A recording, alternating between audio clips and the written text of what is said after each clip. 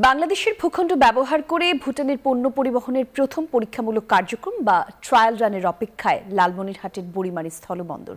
চট্টগ্রাম বন্দর থেকে যথাসময়ে পণ্য খালাস হয়ে প্রায় 15 টন মালামাল বুড়িমারী স্থলবন্দরে পৌঁছাবে।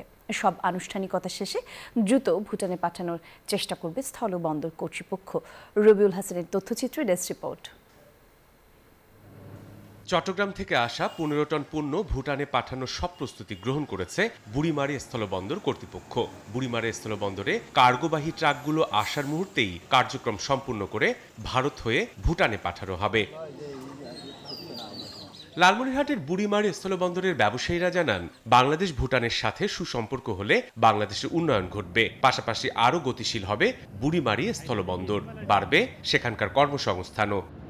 Bashundhara public school and college 2026 শিক্ষাবর্ষে ভর্তি চলছে। বুড়িমারী স্থল শুল্ক সহকারী কমিশনার জানান, চট্টগ্রাম বন্দর থেকে চালানটি যথাসময়ে খালাস হলে দ্রুত তা বুড়িমারী স্থলবন্দরে পৌঁছাতে পারে।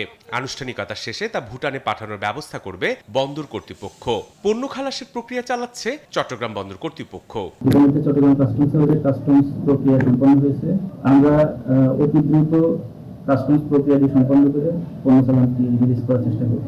অন্যান্য প্রোডাক্ট দিয়ে নিচ্ছে ইন্ডিয়া, হিলি দিয়ে নিচ্ছে, সোনামসজি দিয়ে নিচ্ছে, কিন্তু বুড়িমারি দিয়ে যাচ্ছে না। এই কারণে এক্সপোর্টটা আমাদের একটু বৃদ্ধি কম হয়ে গেছে। এখন শুনলাম একটা আশার আলো খুশির সংবাদ, যেটা থাইল্যান্ড থেকে নাকি ভুটান সরাসরি একটা এক্সপোর্ট যাবে। এতে আমরা আশা করি এই পোর্টের সচ্ছলতা বৃদ্ধি পাবে। এটা নিতান্তই আমাদের বাংলাদেশের জন্য একটা ব্যবসায়িক ক্ষেত্রে অথবা বুড়িমারী স্থলবন্দরে কর্মসংস্থান বৃদ্ধি পাবে এবং কর্মসংস্থানের সুযোগ হবে আশা করছি। প্রথম ট্রায়াল রানের জন্য পণ্যের চালান থাইল্যান্ড থেকে আমদানি করেছে ভুটান। Desk report, news 24।